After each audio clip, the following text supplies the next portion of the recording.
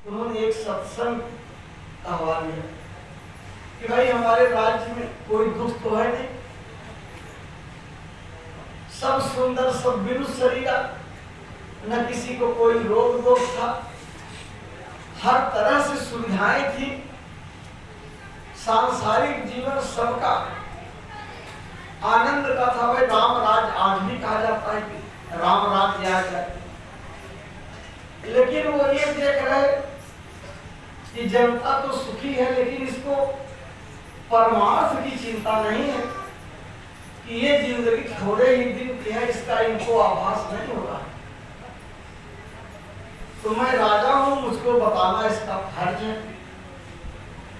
वो राजा के साथ साथ एक आध्यात्मिक पुरुष भी थे, तो अपनी प्रजा को समझाते हैं। सब लोग विवाह करके बैठ गए, तब वो समझाते हैं कि बड़े भाग मानुष तन पावा।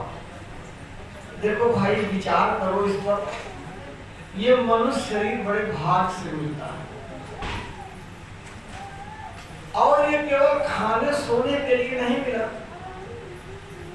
इसका जो असली काम है कि साधन धाम मोक्ष कर द्वारा, इसके अंदर चेतन जीवात्मा, दुनिया में जितनी भी शरीरें हैं, सबका शरीर एक पिंजड़े के समान है। ये पिंजड़ा है शरीर, इसके अंदर जीवात्मा बंद है। जैसे पिंजड़े में पंछी बंद किया जाता है, तो अगर पिंजड़े का दरवाजा लॉक कर दो तो पंछी निकल नहीं सकता, लेकिन पिंजड़े का दरवाजा खुल जाए तो पंछी निकल सकता है। 84 लाख योनियों में जितनी शरीरें हैं, सब में पिंजड़े का दरवाजा लॉक है। जीवात्मा मौत के बाद ही निकाली जाएगी, लेकिन केवल मनुष्य शरीर ऐसा है जिसमें कि दरवाजा उन्होंने खोल दिया।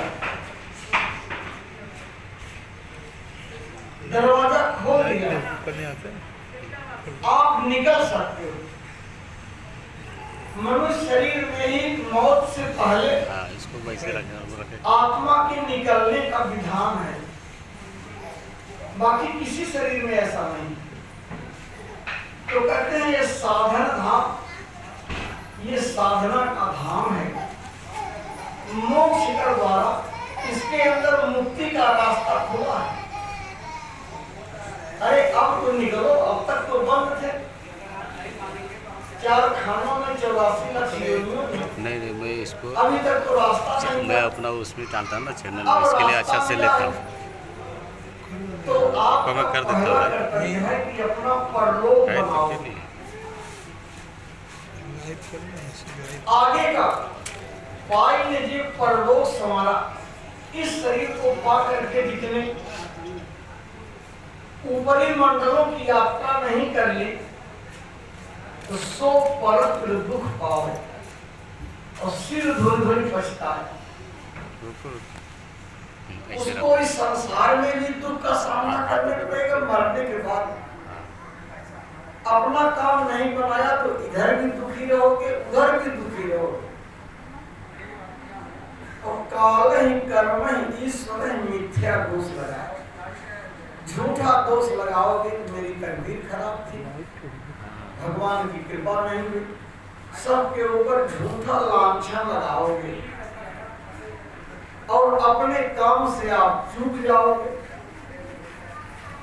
इसलिए भगवान राम कहते हैं कि मैं दोनों रास्ता बताऊं कि दुनिया भी आपकी सुखमय रहे, जो यहाँ की जिंदगी है, घर की, परिवार की, बाल बच्चों की, यह भी जो है आनंदमय बीत जाए, और मरने के बाद भी आनंदमय बीत जाए।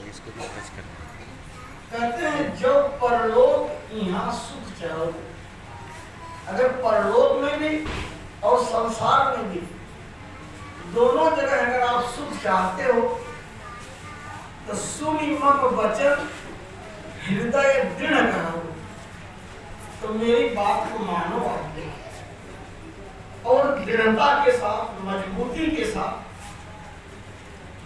मेरे आज्ञा का पालन करो।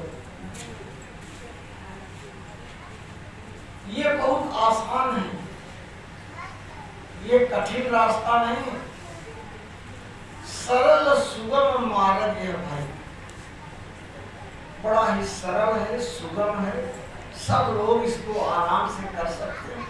अरे उस रास्ते पे चलो कि आपका परिवार भी सुखी हो, और मौत आ जाए तो उस पार आपकी आत्मा का भी कल्याण हो। ये बात हमको माननी चाहिए। कहने को लोग कहते हैं हम राम को मानते हैं, और बात उनकी नहीं मानो। कह बड़ा सीधा सरल है, मेरे भक्त बन जाओ। भगत मोर पुराण श्रुति गाई। अगर तुम मालिक की भक्ति करते हो तो तुम्हारी दुनिया भी सुखमय रहेगी और परलोक भी सुखमय रहेगी। तो लोगों ने पूछ लिया कि भक्ति क्या है ना, क्या करे तो आपके भक्त माने जाए। कुछ लोग सोचते हैं व्रत करना, उपवास रहना, मंत्रों का जाप करना, ये सब भक्ति में आता हो। लेकिन कहते हैं कहो भगत पथ कौन प्रयासा, योग न जप तप मत उपवासा। योग जप तप ये सब भक्ति नहीं है। अगर सच्ची भक्ति करनी है तो भगत तात अनुपम सुख मूला, मिले जो संत होई अनुकूला। अगर मेरी भक्ति करना है तो संत के पास जाओ, वो आपका आगे वाला बताएंगे कि कैसे रहना है, कैसे आपका कल्याण हो। संत का, गुरु का, महात्मा का यही काम है कि कैसे आपकी आत्मा का कल्याण हो। तो वो कोई एक, वो तो चाहे जैसे कर सकते, जिस युग में आएंगे, जैसी परिस्थिति होगी, जिस लायक आप रहेंगे, जैसे आपका कल्याण करने लायक होगा, वही रास्ता बताएंगे जो आप कर सकते हो। हर युग की अलग परिस्थिति होती है, हर युग का अलग रास्ता बना देते हैं। अब आज अगर गुरु महाराज बताए होते कि एक बार बैठो, कम से कम 5 घंटे के पहले उठना नहीं, तो बताओ कोई पूजा पाठ कर पाता? अरे ये तो हमारे बस का बिल्कुल नहीं। जब 5 मिनट नहीं बैठ नहीं सकती है तो 5 घंटे की बात क्या है? तो अगर कमजोर जीव है तो कमजोरी वाला रास्ता बताएंगे, मजबूत है तो मजबूती वाला बताएंगे। लेकिन कल्याण आपकी आत्मा का कैसे हो, ये वक्त के सद्गुरु, वक्त के महापुरुष ये रास्ता बताते हैं। जब महाभारत की लड़ाई खत्म हो गई तो युधिष्ठिर आदि के मरने के बाद राजा बने थे अभिमन्यु का लड़का परीक्षित, वो राजा बन गया और बहुत दिनों तक राज किया उसने। लेकिन जवानी ही थी उसकी, उससे गलती हो गई, वो जंगल में जा रहा था तो एक बहुत बड़े महात्मा थे, ऋषि थे, वो बैठ के साधना कर रहे थे और राजा को जंगल में प्यास लग गई। उनको दिखाई पड़ा कोई आश्रम है तो आश्रम में चले, सोचा यहाँ पानी मिल जाएगा। तो प्यास से व्याकुल थे, कहा अरे बाबा प्यास लगी है। कई बार कहा लेकिन वो ध्यान में उनका खिंचाव हो गया, कुछ उनको सुनाई नहीं पड़ा। तो राजा का अहंकार जाग गया, मैं राजा हूं और ये प्रजा है, हमारे आज्ञा का पालन नहीं कर रहे। तो वही एक मरा हुआ सांप था, पड़ा हुआ, वो जा रहा होगा, कोई जानवर काट दिया हो, तो उन्होंने उसी सांप को अपने धनुष से उठाकर और ऋषि के गले में ऐसे लपेट दिया। पता नहीं कौन ध्यान कर रहे हैं, उठ नहीं रहे, और चला गया मारे क्रोध में। थोड़ी देर के बाद उनका लड़का आ गया, वो भी बड़ा तेजस्वी था और बड़ा तपस्वी था। उसने देखा कि मेरे पिता के गले में मरा हुआ सांप, तो आपा खो बैठा।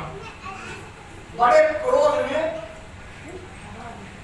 उसने श्राप दे दिया कि जिस किसी ने भी हमारे पिता के गले में ये सांप डाला है, 8 दिन के अंदर सांप काटने से उसकी मौत हो जाए। अब उसके पास जो है श्राप देने की सिद्धि थी। बाद में जब रिसीवर उठे और उन्होंने घटना बताई, तो उन्होंने अपनी दिव्य दृष्टि से देखा, कहा अरे ये तो तुमने अनर्थ कर दिया, ये तो बड़ा गलत काम तुमने कर दिया। अरे मान लो एक गलती उन्होंने कर दी हमारे साथ, वो एक बहुत अच्छे राजा हैं, प्रजापालक हैं, राजा परीक्षित थे, और तुमने श्राप दे दिया। बताओ ये धर्मात्मा राजा मारा जाएगा। उसने कहा क्या करें पिताजी, अब तो दे दिया, आप अपनी शक्ति से देखो, अगर सांप वापस हो जाए तो कर दो। उन्होंने देखा, कहा देखो ये श्राप को वापस नहीं हो सकता, अब तो नहीं हो सकता, ये भी कोई होनी थी जो हो गई, तो जाओ सब बात राजा से बता दो। वो चला गया दरबार में और उसने सब बता दिया कि आपने ऐसा किया, मुझे देखकर क्रोध आ गया, मुझको जरा भी आभास नहीं था कि आपने ऐसा किया, मेरे मुंह से ये श्राप निकल गया और अब ये मिट नहीं सकता। तो राजा के पसीने छूटने लगे। राजा परीक्षित इतना घबराए कि अब मेरी जिंदगी केवल 8 दिन की है। अब उनको इतना मोह पैदा हुआ कि ये मेरा राजघराना, मेरी रानियां, मेरे बच्चे, ये सब मुझसे छूट जाएंगे, तो अब किसके पास जाऊं, कौन मेरा कल्याण करेगा। तो उस समय उनके गुरु थे सुखदेव जी महाराज, जो एक त्रिकालदर्शी महात्मा थे, हर जो काल में महापुरुष होते हैं। अपने गुरु के पास गए, उनके चरणों में लौट गए और रोने लगे। कहा महाराज मेरी जीवन का केवल 8 दिन बाकी और मैंने अपनी जीवात्मा के लिए कुछ नहीं किया, अभी तो मैं राज का भोग ही भोग रहा था, मेरी जीवात्मा की क्या गति होगी, कहाँ जाएगी, मेरा उद्धार कल्याण कैसे होगा, आप कोई रास्ता निकालिए। तो कह के रोने लगे। तो सुखदेव जी महाराज देखो गुरु थे उनके। अब ये एक नए किस्म का केस था। अब उन्होंने कहा कि देखो इसकी परिस्थिति अलग है, इसके पास 8 ही दिन का समय है, अभी मैं साधना का रास्ता बताऊं तो 8 दिन में कितना करेगा, मन इसका रुकेगा नहीं, जब बैठाऊंगा तो इसको यही चिंता सताएगी कि मेरी मौत आ गई, तो ये न ध्यान कर सकता है न भजन कर सकता है। लेकिन जब आर्त भाव से रो रहा है तो इसके जीवात्मा के कल्याण के लिए तो कुछ करना पड़ेगा। तो केवल उनके लिए रास्ता बनाया। कहा देखो परीक्षित, अगर तुम अपनी आत्मा का कल्याण चाहते हो तो न राजघराना देखो, न रानी को देखो, न बच्चे को देखो, यहीं मेरे सामने तुम बैठ जाओ और 8 दिन यहीं रहो, केवल मुझको देखो और मैं जो बोल रहा हूं वही तुम सुनो, तुम्हारी आत्मा का कल्याण हो जाए। लेकिन हिलना नहीं तुमको, सामने अपने बैठा करके जो भागवत की कथा कही जाती है उस समय चूंकि कृष्णावतार जल्दी का ही था, केवल उन्होंने भागवत की कथाएं सुनाया।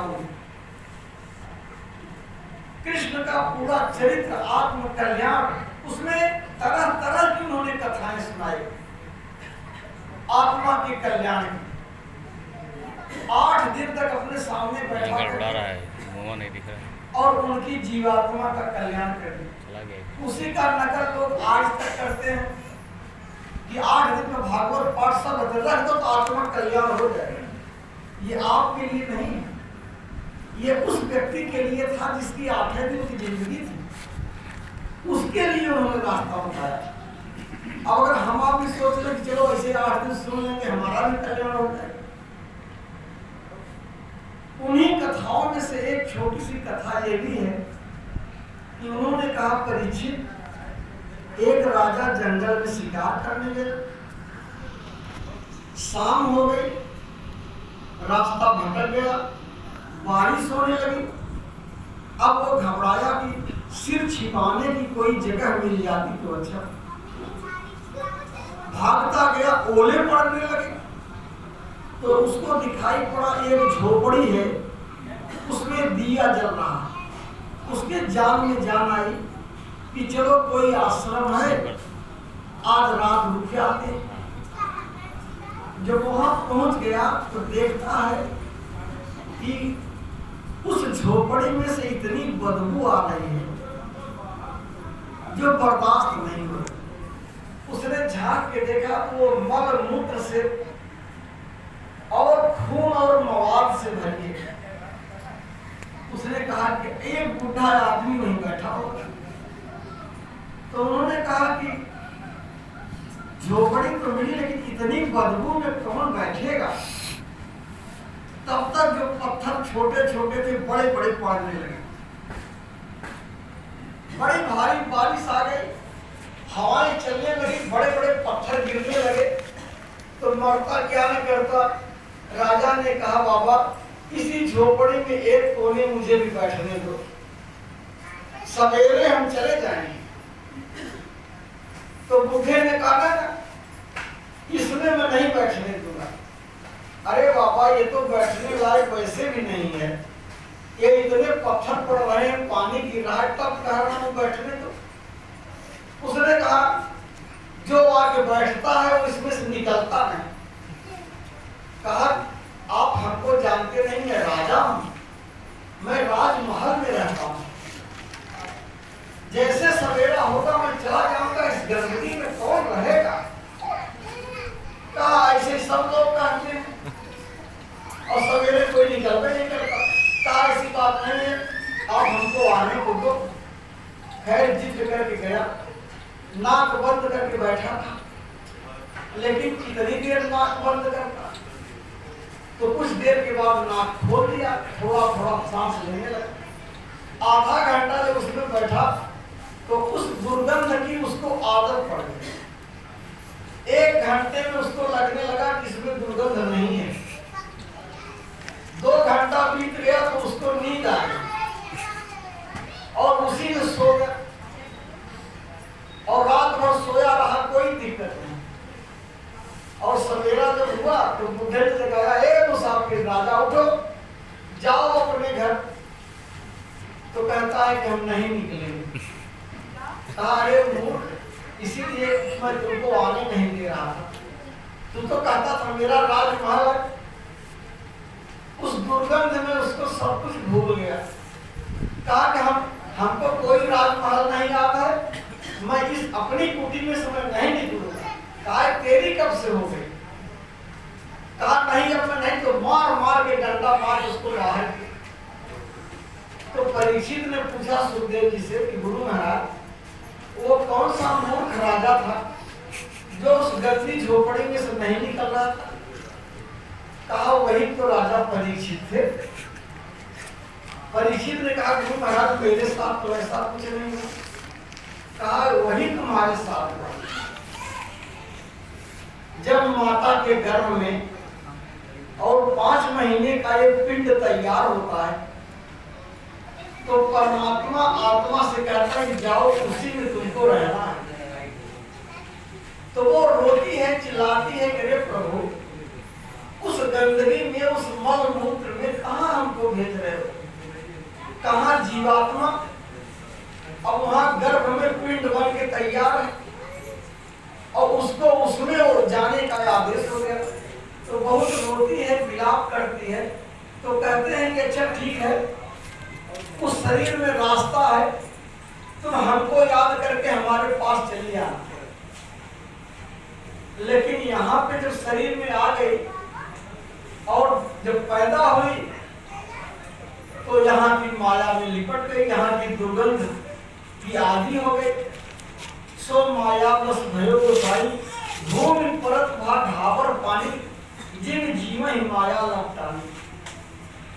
अब बताओ, हम लोगों में से कोई झोपड़ी में से निकलना चाहता है? अब हम लोगों में किसी की इच्छा नहीं है कि झोपड़ी में से निकल जाए। आते समय हम सब लोग रोए थे कि कहाँ गंदगी में ढकेल रहे हो, उसमें कहाँ हमको आपस स्थापित कर रहे हो। लेकिन अब जो है, अब किसी की इच्छा नहीं है कि इसमें से निकले। अब हम यहाँ की माया के अभ्यस्त बन गए। तो सुखदेव जी ने कहा अब समय आ गया निकलने का, तो तुम रो रहे हो, तो यहाँ से आप जागो, अपने घर चलो। परम पूज्य स्वामी जी महाराज ने हमको आपको जगाने का ही काम किया। ये काम महात्माओं का ही, कि जीव अपने अस्तित्व को भूल चुका है, अपना आनंद छूट गया, अपनी शक्ति खत्म हो गई, अपना देश छूट गया, अपना पिता छूट गया। जैसे बोर्ड में प्लग लगा है तो ये सारी रोशनी है, अभी बोर्ड में से प्लग निकाल दो, कनेक्शन काट दो, तो अंधेरा ही अंधेरा। तो जीवात्मा का कनेक्शन यहाँ माया ने काट दिया। ऊपर के मंडलों का जो कनेक्शन था, जुड़ी थी वो तार, उसने काट दिया। अब यहाँ अंधेरा ही अंधेरा है, जग में घोर अंधेरा भाई। ये अंधेर नगरी है, अंधेर नगरी में हम लोग आकर के यहाँ फंसे हुए, और न कुछ हमको दिखाई देता, न कुछ सुनाई देता। हमको कुछ भी नहीं पता क्या करना चाहिए, क्या नहीं करना चाहिए। यहाँ के मोह में जीवन भर धन चुराना, घर बनाना, यहाँ की दौलत संपत्ति, यहाँ के सुख के साधन सब जो है इकट्ठे करना, और जरा भी हमको होश नहीं है कि जीवात्मा के लिए भी कुछ करना चाहिए। मन उस तरफ कुछ सोचता नहीं। गुरु महाराज कहते थे, बच्चा अगर ये तुम्हारे बच्चे हमेशा तुम्हारे साथ रहते, तुम्हारा घर मकान, तुम्हारी दौलत अगर ये हमेशा के साथ ही रहती, तब तुमको सत्संग की जरूरत नहीं थी। लेकिन ये सब चीजें क्षणिक हैं। ये संसार का सुख जो है, ये केवल एक धोखा है, थोड़े समय का, थोड़े दिनों का है। अंत में तुम बड़ी भारी मुसीबत में फंसोगे। वो मैं आगे देख रहा हूं, इसलिए हमको पीड़ा है कि मौत आने से पहले अगर तुमको होश आ जाता तो अपने बचाव का कोई आप रास्ता बना ले। यहाँ कब किसकी फांसी हो जाए। देखो 5 साल का बच्चा भी चला जाता, 15 साल का चला जाता, 25 साल का चला जाता, 40 साल का चला जाता। हर उम्र के लोग जा रहे हैं। कैसा उन्होंने कानून बना रखा है। तो ये है अंधेर नगरी। एक महात्मा जी थे, उनके 2 चेले थे। तो देशाटन पे निकले थे, तब छोटे छोटे देश हुआ करते थे। तो इस देश से उस देश में, उस देश से उस देश में ऐसे चले जा रहे थे चेला लोग साथ में। तो आगे पहुंच गई एक नगरी, उसको कहते थे अंधेर नगरी। वहां तक पहुंचे तो वहां का बड़ा हिसाब निकाला था। हर चीज वहां एक भाव में मिलती थी। 1 रुपए की 1 किलो मिठाई, 1 रुपए की 1 किलो सब्जी, 1 रुपए का इतना कपड़ा, हर चीज जो है 1 रुपए में बड़ी सस्ती देखा है। हर चीज का एक भाव। तो चेलों ने कहा कि गुरुजी यही देश रहने लायक है। तो उन्होंने कहा नहीं, यहाँ से जल्दी भाग चलो, ये रहने लायक नहीं है, बड़ा खतरनाक देश है। कहा हम आपकी बात नहीं मानेंगे, जब बढ़िया देश मिला तब आप भगा रहे। यहाँ बताओ 1 रुपए के 1 किलो मिठाई मिल रही है और खाने नहीं दे रहे हो, यहाँ से हम लोग जाएंगे नहीं। बहुत समझाने लगे तो माने नहीं गुरु की बात। कहा देखो हम जा रहे हैं। तब कहा ठीक है आप जाइए, हम लोग कुछ दिन बाद आएंगे। कहा लेकिन बच्चा जब मुसीबत पड़ेगी तो याद करना तो हम आएंगे, और तुमको पता नहीं। कहा कौन कौन मुसीबत पड़ेगी, हमको किसी से कोई मतलब ही नहीं होगा, हम कोई झगड़ा मार नहीं करेंगे, किसी से कोई मतलब नहीं, तब कौन मुसीबत आएगी। कहा अच्छा ठीक है तो रहो, हम तो जा रहे हैं। तो वहां का राजा का न्याय ऐसे होता था कि उसके यहाँ एक ही सजा थी, जिसकी गलती सिद्ध हो जाए उसको फांसी चढ़ा। तो वहां पे एक आदमी आया, कहा हजूर इनकी दीवार थी, एक आदमी के ऊपर इनकी दीवार गिर गई, वहीं मैं बकरी बांधा था, मेरी बकरी मर गई। तो कहा किसका घर है, बुलाओ। तो जिसकी दीवार थी बुलाया गया। कहा तुम्हारी दीवार गिर गई, कहा इसकी बकरी मर गई, कहा राजन का इसको फांसी चढ़ा। तो वो लगा रोने, कहा महाराज पहले मेरी बात तो सुनिए, दीवार मैंने तो बनाया नहीं, दीवार तो मिस्त्री ने बनाया। अब कमजोर बनाया, गिर गई, कहा मिस्त्री को बुलाओ। तो मिस्त्री आया, कहा तूने दीवार बनाई, कहा हाँ बनाई। कमजोर क्यों बनाई, चलो इसको फांसी ले जाओ चढ़ाओ। तब वो उन्होंने कहा महाराज मैंने बहुत सही जो एकदम मसाला बनाने वाली थे, इन्होंने पतला मसाला बना दिया, इसलिए जो है दीवार कमजोर हो गई।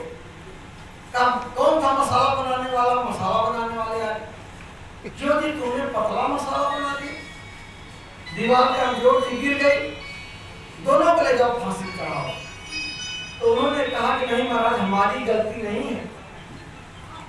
वो पड़ोसन में वो जो है वो सोनार की औरत एक है, वो उसी समय इतना गहना पहन के जा रही थी कि हम लोग उसका गहना देखने लगे, पानी ज्यादा पड़ गया मसाले में, इसलिए मसाला कमजोर हो गया।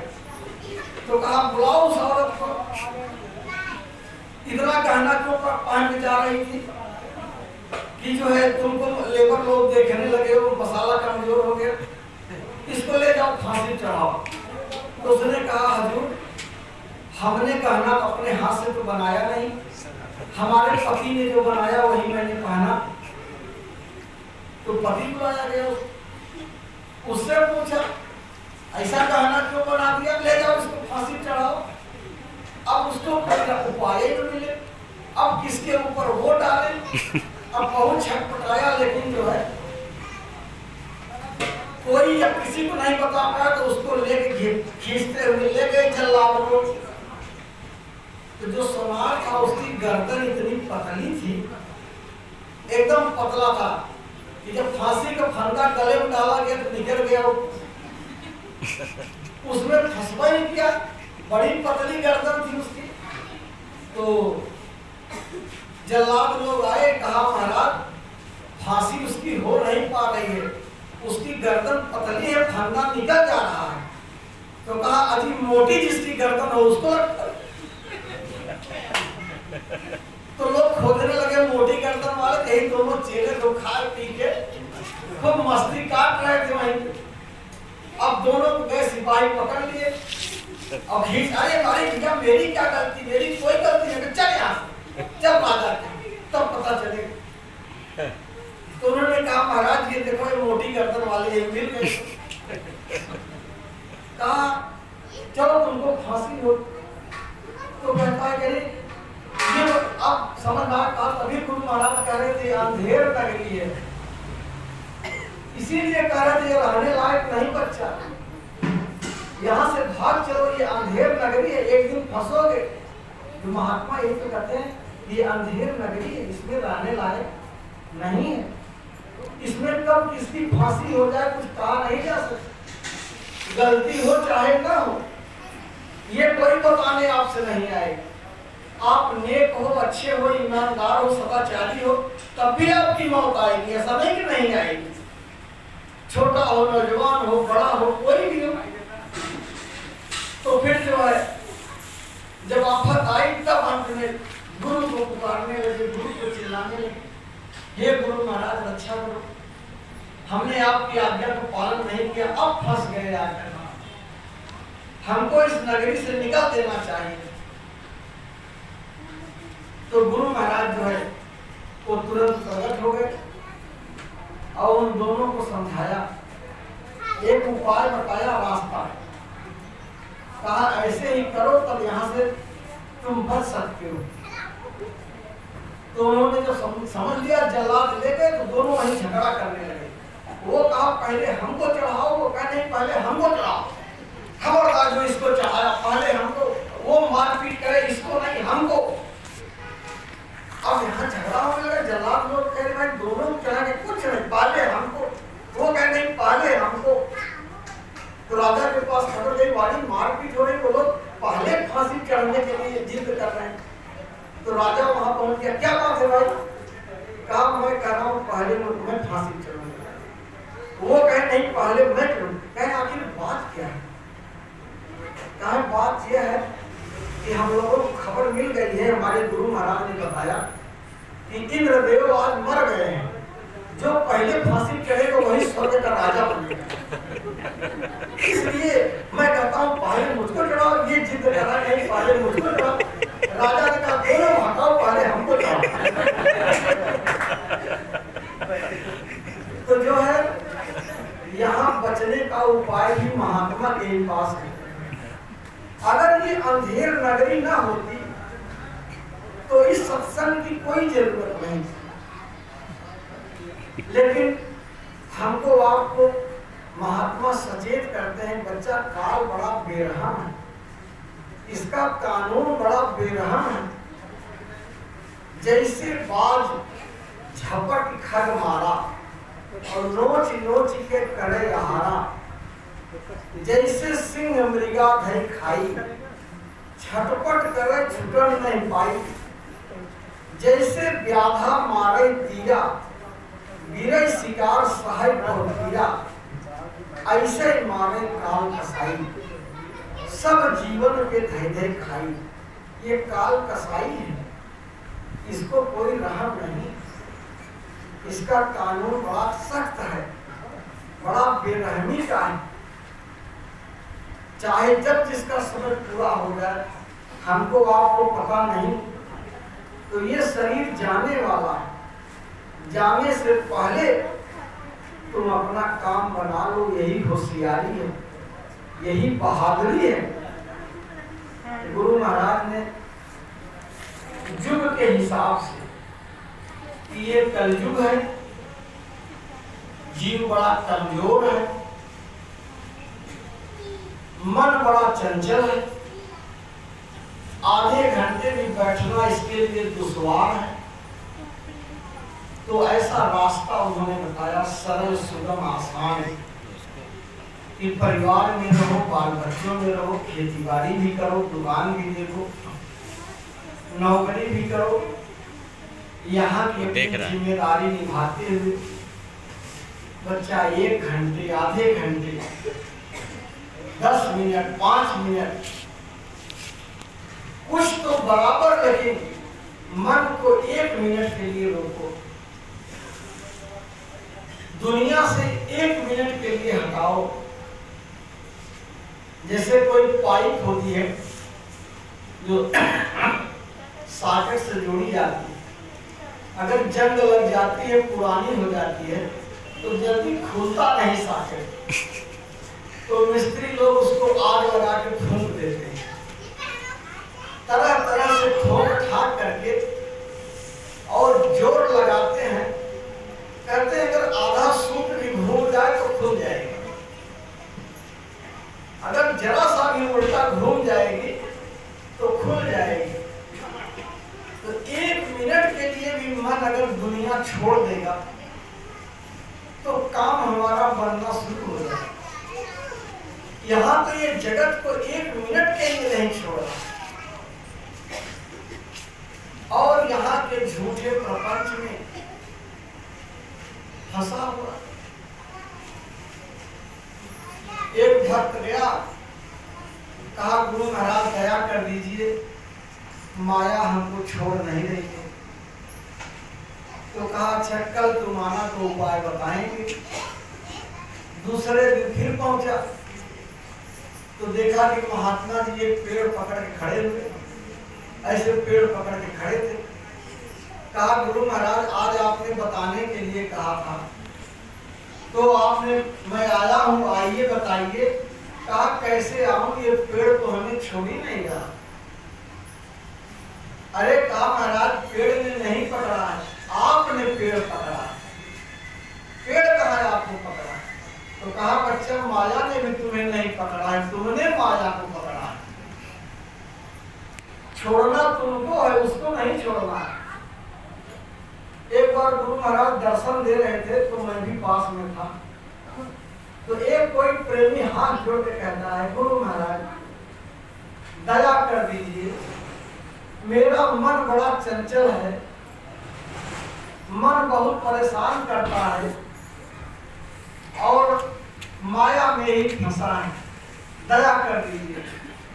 तो गुरु महाराज ने कहा लास्ट में ये इतनी कम दया है, इतना तुमको समझ में आ गया?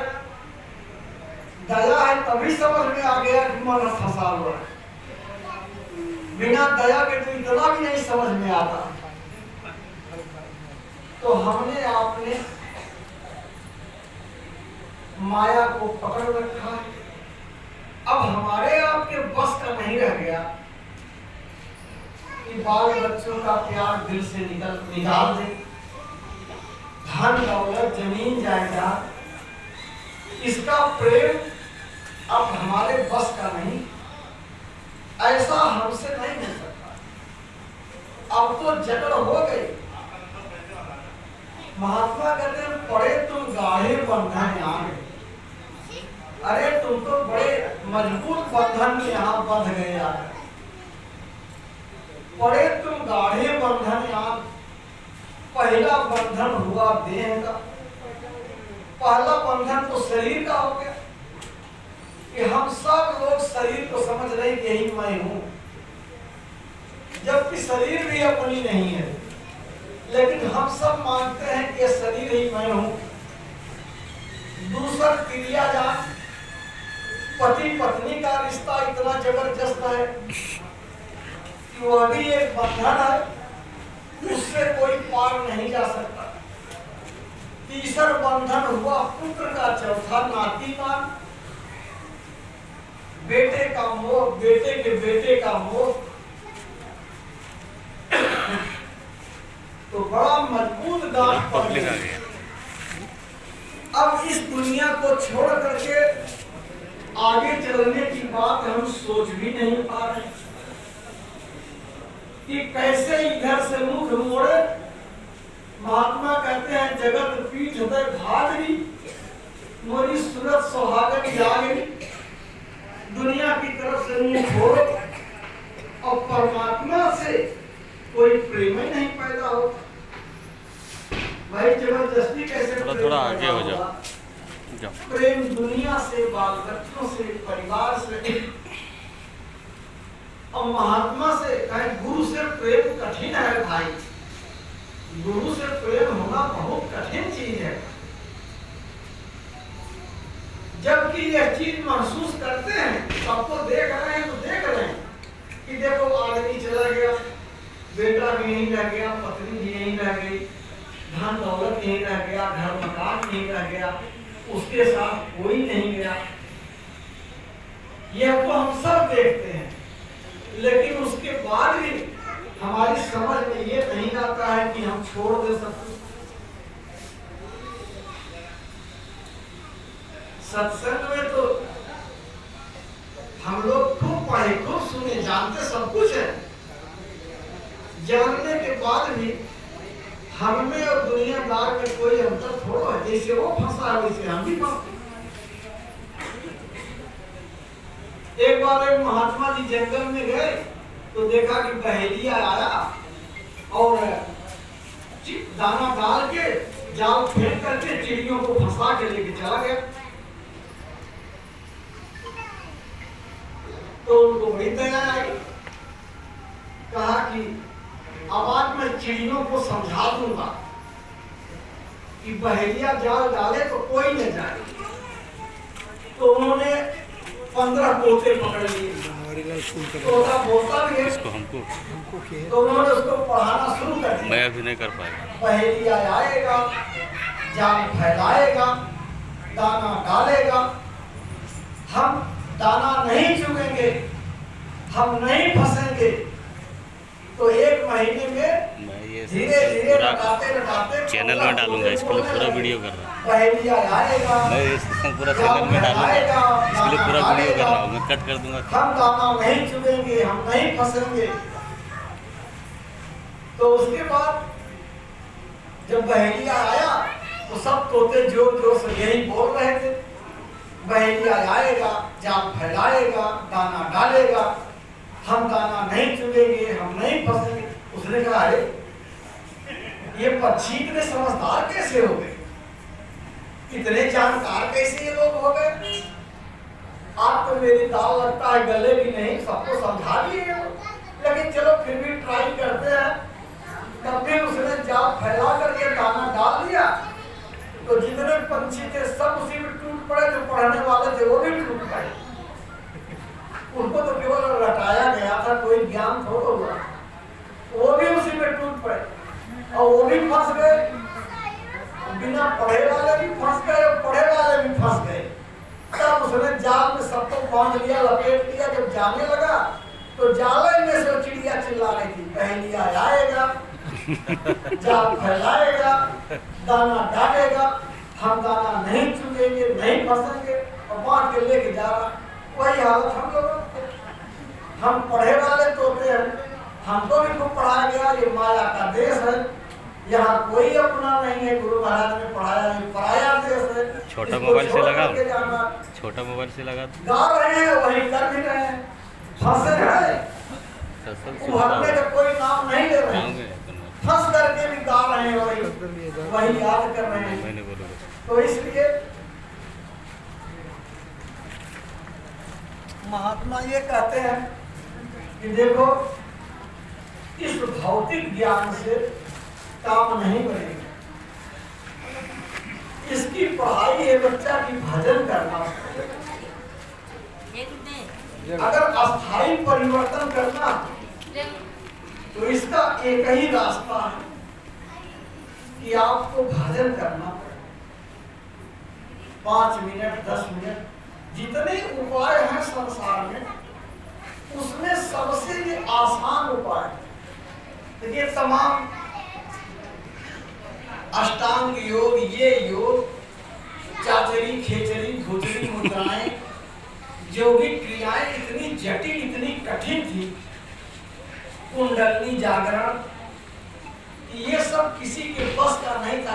ये सब बड़े कष्ट के साथ ये सब सिद्धियां प्राप्त की जाती। लेकिन ये इस समय का सबसे आसान, सबसे सरल, इससे आसान और कोई उपाय नहीं कि आप अंदर की आवाज सुनो, अंदर का देखो, मन को केंद्रित करके, मन को स्थिर करके और बराबर बैठो। 2 मिनट, 4 मिनट, 10 मिनट, 15 मिनट हमको अपने हो रही है। धीरे धीरे जब सभी आदेशों का पालन करेंगे तब चिंता होगी।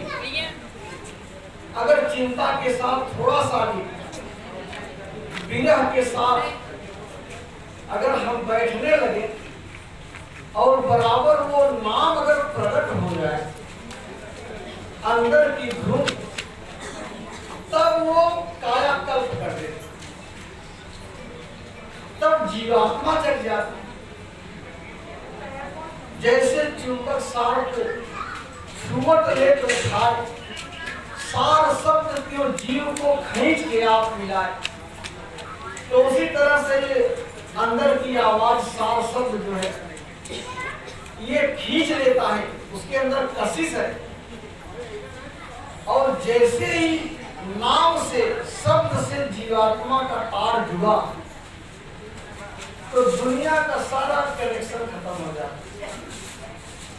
नाम लेत भव सिंधु सुखाही, सुजन विचार करो मनमाही। कहते हैं जैसे ही जीवात्मा के कान खुले, नाम आवाज आकाश बाणी अनहद बाणी मिली, संसार का सारा भ्रम, सारा धोखा, सारा मोह खत्म हो जाता। जब मीराबाई ने कहा गुरु मोहिदीनी अजब जड़ी, गुरु महाराज ने अजीब जड़ी हमको दिया। 5 नाग 25 नागिनी, सुमत तुरत मरी। ये सब तुरंत सूंघते ही सब मर गई। काम क्रोध लोभ मोह अहंकार सब खत्म हो गए। तो ये है जीव का जागना। जैसे हमारा बच्चा सो रहा है तो जगाना है तो उसका नाम लेके बुलाते हैं, अरे रमाकांत उठो, सो रहे हो। तो जैसे बाप की आवाज से बेटा जग जाता है, ऐसे ही ये सोई हुई जीवात्मा परमात्मा की आवाज से ही जग सकती, बाकी किसी तरीके से जग नहीं सकती। जब उस मालिक की आवाज इसके कान में पड़ेगी तभी ये जगेगी, और दूसरा कोई रास्ता है ही नहीं। इसीलिए शब्द भेदी गुरु की ही महिमा कही गई। शब्द मार्गी गुरु ना होवे तो झूठी गुरुआई लेवे। अगर उसको शब्द का ज्ञान नहीं है, आकाशवाणी का रास्ता नहीं जानता, तो झूठे गुरु है। गुरु गुरु में भेद है, गुरु गुरु में भाव। सोई गुरु नित बंद, ये जो शब्द बताए दांव। शब्द का दांव जिसको मालूम है वही गुरु पूजा के योग्य है। पलटू साहब कहते हैं कि पलटू तनमन वालिए मिले जो ऐसा को। अगर ऐसा कोई मिल जाए तो उसके ऊपर तन मन सब अर्पण कर दीजिए। धुन आने जो गगन की वो मेरा गुरुदेव, वो मेरा गुरु है जो आसमानी आवाज को पकड़ा दे। इसलिए प्रेमी भाई बहनों, देखो एक ही उपाजक सारे मर्ज की एक ही दवा है, तो उस दवा को चाहे जैसे हमको आपको हासिल करना चाहिए। और किसी को ऐड करना है ना इसमें, अगर मन ने हिम्मत बांध लिया ज्यादा तो ये हासिल हो जाएगा। मन को ही समझाना बुझाना है हमको। आप ये भाई भजन करो, दबाते जाओ। भजन करते रहोगे तो दुनिया का भी काम आसान हो जाएगा। बीमारी में, तकलीफ में, शादी विवाह में, हर तरह के संकट में भजन करने वाले का इधर भी कल्याण और उधर भी कल्याण। भजन किए रहेंगे, ऐसी दौलत है, ऐसा खजाना है कि आत्मा का भी कल्याण हो जाएगा सब। एक को जिसको पकड़ता है ना। इसीलिए गुरु महाराज ने इतना जोर दिया, इतना दबाव दिया, इतना हमको आपने समझाया। कहते थे बाप के सामने अगर बेटा कमाई करके आता है, परदेश गया कमा के आया, तभी बाप को अच्छा लगता है। और 10 साल बाद आप परदेश से आए और आपके पास छोटी कौड़ी नहीं, और फिर बाप से कह रहे हो कि जाने के किराए का इंतजाम कहीं से कर दो। तो उस बेटे को देख के बाप कितना खुश हो गया। कहा हमको तुम तब अच्छे लगोगे जब भजन की कमाई करके आओगे। कुछ तो कमाई करो, कमाई करके आओ तो देखने में हमको भी अच्छा लगे। और एकदम खाली आप कुछ नहीं कर रहे हो। तो इसलिए मन को समझा बुझाकर, सारा खेल मन का ही है। मन से ही हम आप लाचार हो गए, मन ने ही फंसा रखा। मन संसार में दौड़ रहा, इधर चल ही नहीं रहा। तो महात्मा और भी उपाय लगाते हैं, और भी रास्ता लगाते हैं। इसी के लिए सेवाएं हैं। इतना बड़ा काम युग परिवर्तन का गुरु महाराज के सामने था, जमाने के बदलाव का। और इतना बड़ा, तभी तो सेवा की जरूरत पड़ी। ये सेवा जो है, जो आज हमारे आपके ऊपर लग रही है, ये बहुत बड़ा सौभाग्य समझिए। पहले के जमाने में बहुत से संत आए, उन्होंने सेवा की कोई जरूरत नहीं थी तो नहीं लिया। मीराबाई के गुरु थे रविदास जी। मीरा राज घराने की थी और गुरु महाराज बड़ी टूटी फूटी झोपड़ी में और बड़ा साधारण जिंदगी जी रहे। जूता सिल करके छोटी मोटी कमाई होती थी, उसी से परिवार चला रहे। तो मीराबाई ने सोचा कि मेरे यहाँ तो सोने चांदी का भंडार पड़ा, चलो गुरु महाराज को कुछ सेवा दे दूं। इतनी तंगी हाल में अपनी जिंदगी बिता रहे हैं, कम से कम आराम का जीवन जी। तो कपड़े में लपेट करके जितने गहने ला सकती थी ला के लेके आई और रविदास जी के चरणों में गिर पड़ी। उनसे निवेदन किया, गुरु महाराज ये थोड़ी सी भेंट है मेरी, आप स्वीकार करिए। उन्होंने कहा क्या? कहा कि आपके लिए तो कुछ नहीं है, लेकिन आप इसके माध्यम से और अच्छी तरह से थोड़ा सा रहिए। लोग हमको ताना मारते हैं कि तुम्हारा गुरु देखो उसका पेट नहीं भरता है, कितना गरीब है। तो गुरु महाराज कुछ हमारी सेवा स्वीकार करें। उन्होंने कहा कि जब इनका बहुत आग्रह देखा और रोने लगी, आंसू गिरा के, सच्चा प्यार है, तो नहीं कर पाए और कहा अच्छा इसी छप्पर में खोस दो। अपने हाथ से नहीं किया, कोई तिजोरी तो रखे नहीं थे घर, कहा इसी छप्पर में खोस दो। तो ऐसे वहीं पे डाल के चली गई और 6 महीने बाद फिर आई तो देखती है कि वो वैसे ही पड़ा हुआ, उसको जैसे किसी ने छुआ ही नहीं। तो और जोर से रोने लगी। कहा गुरु महाराज क्या मेरे भाव में कोई कमी थी जो आपने मेरी छोटी सी भेंट भी नहीं स्वीकार? तो उन्होंने कहा कि बच्ची मैं अपने लिए कुछ नहीं ले सकता, हमको कोई जरूरत नहीं, हमको मालिक ने इतनी बड़ी दौलत दी है, मुझे अपने लिए कुछ नहीं चाहिए। और कोई काम होता तो हम स्वीकार कर ले। बहुत समय में ऐसा हुआ कि महात्माओं ने 1 पैसा स्वीकार नहीं। तो क्या हमारे गुरु महाराज कोई लालच थोड़ा रखे? उन्होंने हमारे आपके भलाई के लिए कहा कि इतना खराब समय है, ये पूजा पाठ कर ही नहीं पा रहा, तो सेवा करता तो धीरे धीरे इसके मन को हम बदल दे। जो आज बड़ी संख्या में आप आकर के बैठे उसी सेवा के नाते ही गुरु महाराज ने मन बदला कि गुरु महाराज से जो कुछ भी थोड़ा बहुत प्रेम पैदा हो गया और हम आप उनकी बातों को सुनना चाहते हैं, तो सेवा करते हैं। तुम सेवा तो हम इसका फल भजन में जोड़ते हैं। तो तरजुगी काम भी वैसे था, युग परिवर्तन का काम था। सबका काम करने का अलग तरीका होता है, कोई का किसी से टैली नहीं खाता, क्योंकि जो महात्मा होते हैं वो आजाद अपने किस्म के होते हैं, वो अपने तरीके से काम करते।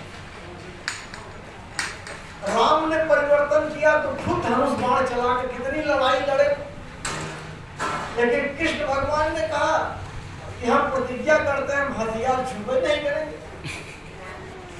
वही तो लोगों को शंका हो गई, ये कौन अवतारी है? देखो एक अवतारी आए थे बेचारा कितना लड़े, ये कौन अवतारी है? कहते हैं हम हथियार छुपे नहीं करेंगे। तो इसीलिए लोगों को शंका और भ्रम हो जाता है। लेकिन उनका काम करने का उनका तरीका, उनका काम करने का अपना तरीका, क्या परिस्थिति है, और गुरु महाराज के काम करने का अपना तरीका। ज्यादा से ज्यादा लोगों को, बड़ी मात्रा में लोगों को जगाना, परमात्मा का संदेश देना, क्योंकि आगे कहा कि जमाना बदलेगा, कलयुग में कलयुग जाएगा और कलयुग में सतयुग आएगा, और सतयुग सतयोगी विज्ञानी। सतयुग उस जमाने को कहते हैं जिसमें सब लोग भगवान का भजन करते, सब त्यागी। तो ऐसा वक्त उस समय, आवाज का वक्त देखो तो कितना गलीच, कितना गंदा, पशु पंछियों की हिंसा और हत्या हो रही, बेईमान हो गया है आदमी, धोखा दे रहा, विश्वासघात कर रहा। तो ऐसे वक्त में इतना बड़ा परिवर्तन कैसे होगा? तो ये संकल्प था गुरु महाराज का, इसलिए उन्होंने ऐसी दौलत लुटाई और लाउड स्पीकर लगा करके नामदान दिया। ऐसा जो है किसी युग जमाने में नजीर नहीं मिलती कि अपने घर जाने का रास्ता लाउड स्पीकर से बताया जाए, खुलेआम बताया जाए, इसका संस्कार कहां कहां जाएगा, कहां कहां पड़ेगा। क्योंकि ये बड़े संघर्ष का समय है, युग परिवर्तन का समय है। कुदरत की विनाश लीला आगे होगी। हमारा खान पान बिगड़ा हुआ है, मांस मछली अंडा शराब। गुरु महाराज ने इन दो चीजों का कितना परहेज बताया कि अगर आप ये चाहते हो कि मेरी जीवात्मा का कल्याण हो तो आपको ये दो परहेज करना पड़ेगा। आप कोई ऐसा नशा न करें जिससे बुद्धि पागल हो, और किसी भी पशु पंछी का मुर्गा मांस न खाएं। यही दो चीजें ऐसी हैं जो इंसानियत को खत्म कर देती है, मानवता को खत्म कर देती है। अगर आदमी शराब पीने लगे, पशु पंछियों की हिंसा हत्या करे, बेरहमी से जानवरों को मारकर उनका मुर्गा खाने लगे, तो यही इंसान को राक्षस कहता है। और जब ऐसी प्रवृत्ति समाज में बढ़ जाएगी तो पूरे समाज में हिंसा फैलेगी, बेईमानी फैलेगी, लड़ाई झगड़े फैलेंगे, अशांति का माहौल हो जाएगा, बड़े बड़े जघन्य अपराध और पाप होने लगेंगे। और ऐसा समय आकर के खड़ा हो गया। ऐसे में परिवर्तन की आवाज गुरु महाराज ने लगाई, जय गुरुदेव नाम का प्रचार किया। कहा बच्चा ये नाम मालिक का, उस प्रभु का, ये अनामी महाप्रभु का नाम। संत जिस नाम को जगाते हैं वो अनामी प्रभु का नाम है,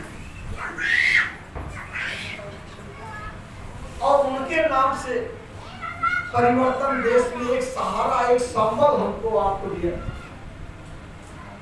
आप जय गुरुदेव बोलोगे तो आपका सच्चा पिता आपकी तरफ देखेगा। हमको इस दुनिया में आए कितने जुग, हजार जुग बीत गए,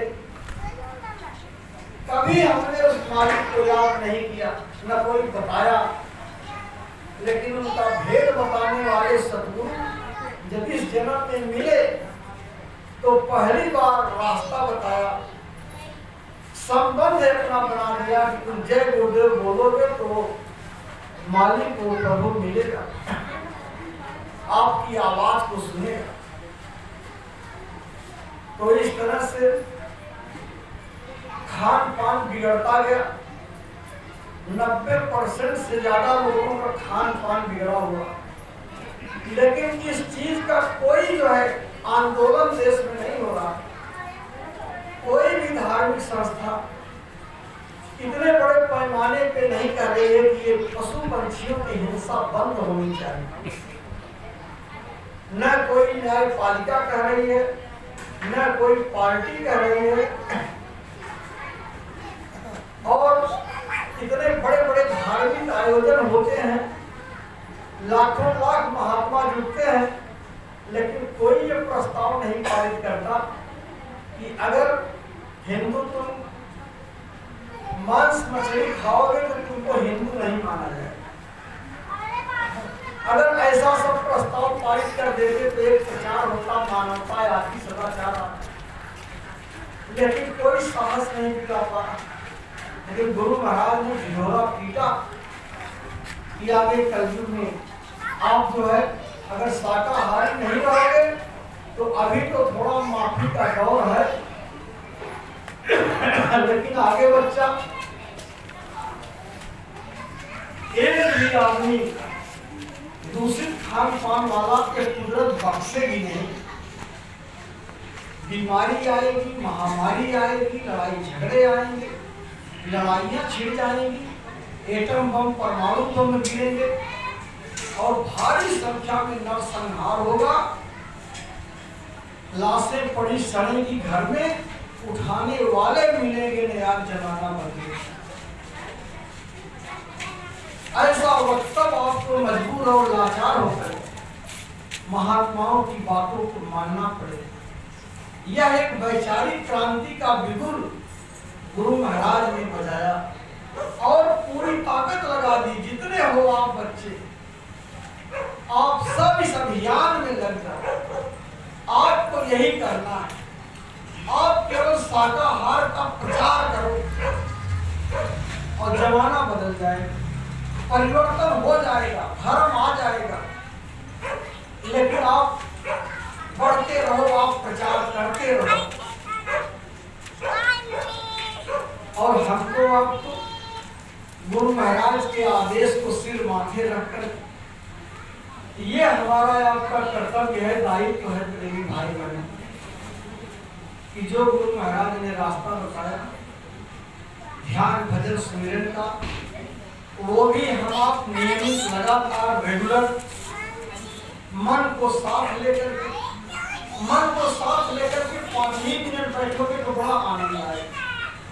और मन भाग गया तो कुछ नहीं पता चलेगा।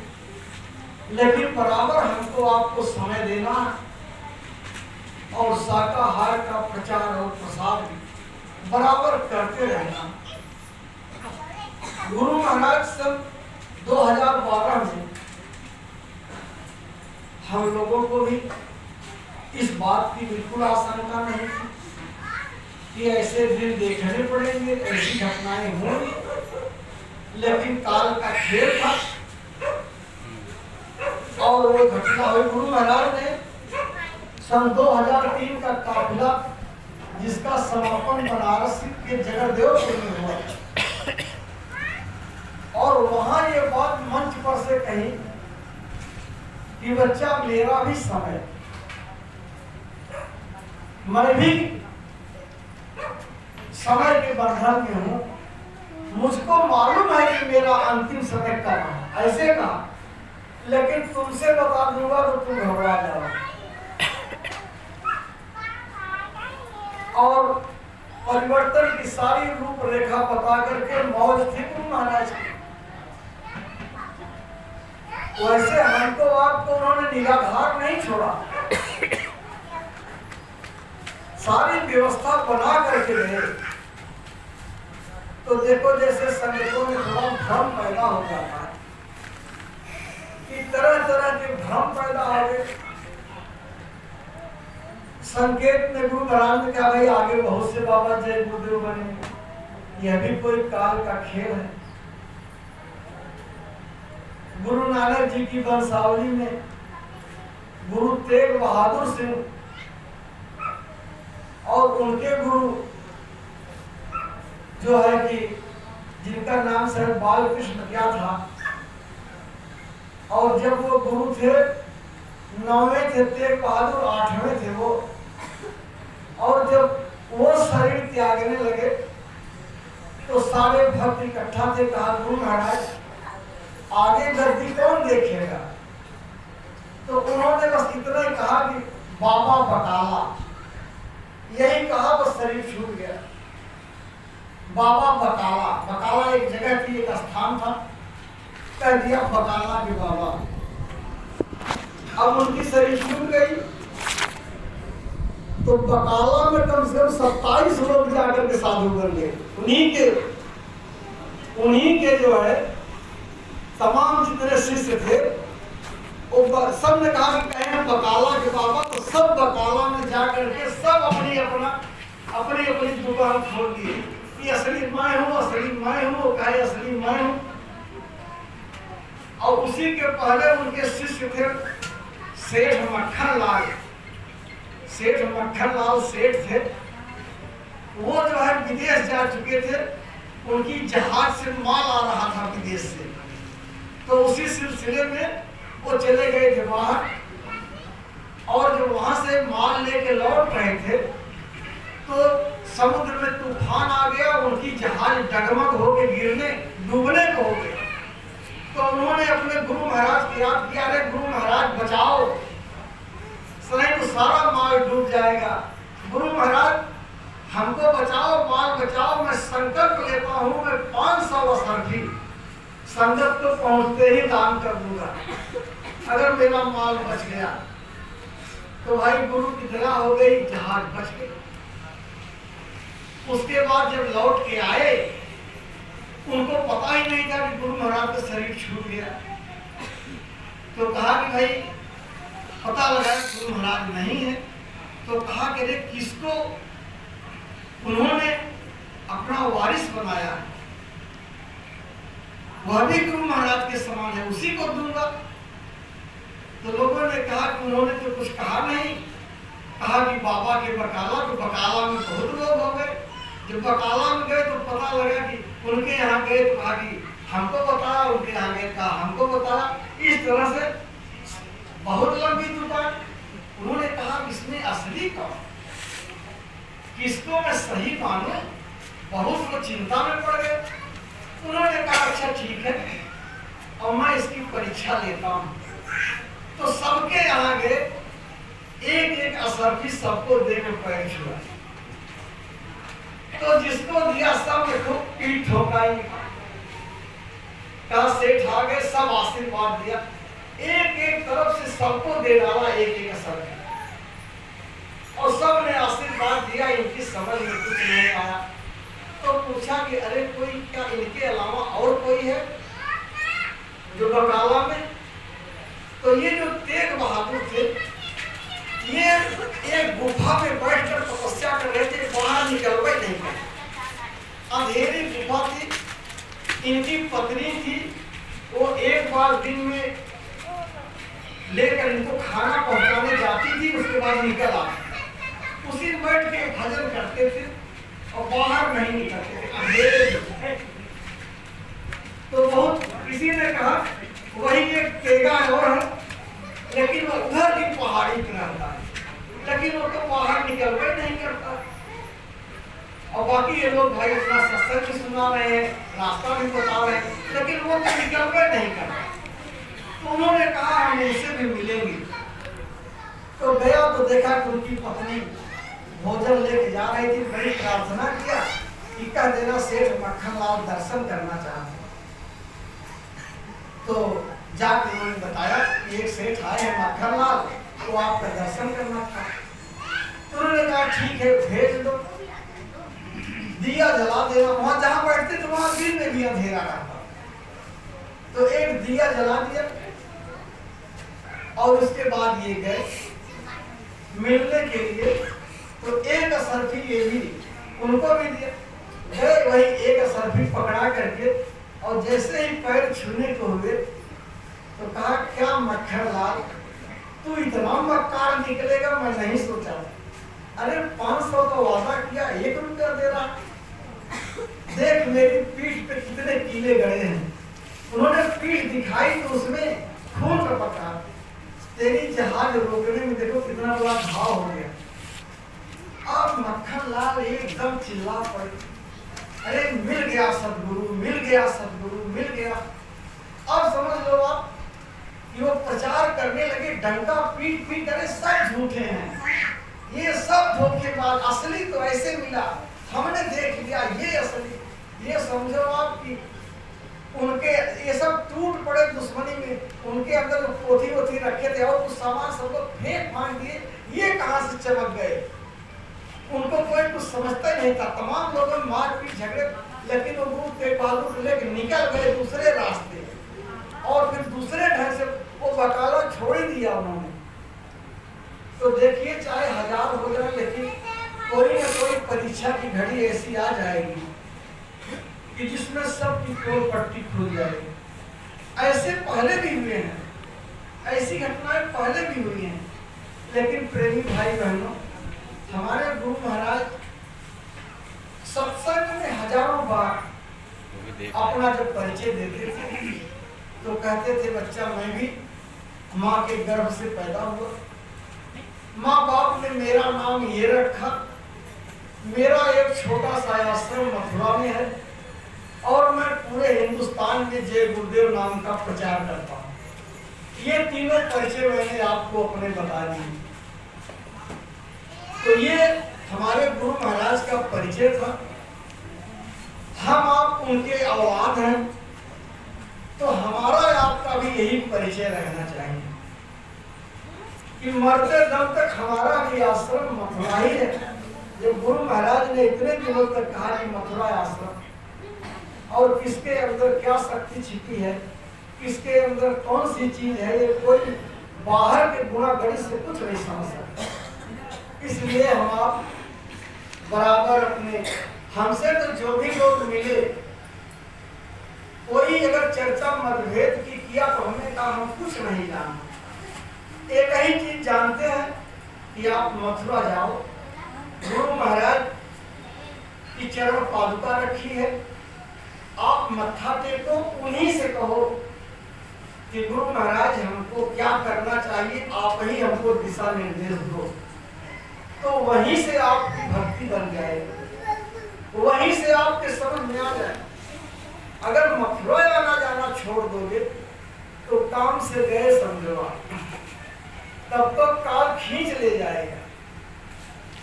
इसीलिए इतनी मेहनत हुई, और ऐसा इतिहास मथुरा में जो मेहनत गुरु महाराज ने किया, इतने परिश्रम से एक एक काम वहां पे हुए हैं। कैसे कैसे गुंबद बना, कैसे कैसे पैर लगवा करके देखती, पीछे का गड्ढा कैसे पटा, 1-1 बजे रात को उठ करके कितनी कठिन कठिन सेवाएं करा करके मिट्टी ढो करके वहां का कण कण गुरु महाराज के चरण से पवित्र है। और तब जो है हजारों बार वहां नामदान दिया, हजारों बार सत्संग सुनाया, उसकी महिमा को कोई काट सकता? उनकी महिमा महापुरुषों की कर्म भूमि ऐसे हमारे आपके रहते ही कभी जो है वो शून्य हो सकती है। इसलिए प्रेमी भाई बहनों, जो भी मथुरा दरबार का आदेश आ जाए, उसी के पालन में हमारा आपका हर तरह से कल्याण है। महाराज जी बड़ी मेहनत कर रहे हैं और गुरु के आदेश का कैसे पालन करना चाहिए इसका नमूना भी पेश कर रहे हैं। लॉकडाउन में किसी तरह से वो तब भी बैठे नहीं रहे। लॉकडाउन लग गया तो उतने समय में खितौरा आश्रम पर पत्थर पूरा लगवा डाले, फिर लॉकडाउन रहा तो अस्पताल कितना बनवा डाले, बैठने वाला काम नहीं करते। और और जैसे ही छूट मिली थोड़ा सा तो निकल पड़े तुरंत शाकाहार के प्रचार। लाखों लाख की जनता उमड़ रही, एक क्रांति देश के अंदर उठाई जा रही है। तो हमको आपको भी प्रेमी भाई बहनों उसी भाव में गुरु भक्ति को हमको आपको भी हर काम में हर आदेश में हम लोग जरूर जुटे रहें। कोई काम ऐसा नहीं होना चाहिए जिसमें हमारा सहयोग न हो। समय है तो शरीर का सहयोग कर दो, काफिले में जाकर के सेवा कर दो, या चाहे अपनी कमाई का ही हिस्सा एक देकर के काफिले की सेवा, भंडारे की सेवा, प्रचार की सेवा, बुकलेट की सेवा, हर क्रांति में। क्योंकि संत महात्मा को अपने परिवार से अलग नहीं माना जाता, उनको अपने परिवार का सदस्य माना जाता है। महात्माओं ने कहा माता को जस पुत्र प्यारा, कामी को जस कामिन जान। ऐसा गुरु जब प्यारा होगा तब फिर आगे पंथ चलाना। ये ठाकुर साहब थे, हम लोगों साथ काम करते थे, संगत में सेवा करते थे, तो उनके कोई औलाद नहीं थी और ससुराल का पूरा संपत्ति वो पाए, मतलब उन घर का तो सब था ही, उनके ससुराल में भी कोई नहीं था, तो वहां की भी पूरी संपत्ति पा गए और उनके ससुर के ससुराल में भी कोई नहीं था तो वहां की भी पूरी संपत्ति, 3 जगह की। अब इनके कोई औलाद नहीं, तो इनको सब लोगों ने कहा कि ठाकुर साहब दूसरी शादी कर लो और जो है अभी सत्संग नहीं थोड़ी देर में, तो दूसरी शादी कर लो। इतनी भक्ति थी नहीं, गुरु महाराज से पूछेंगे तभी करेंगे।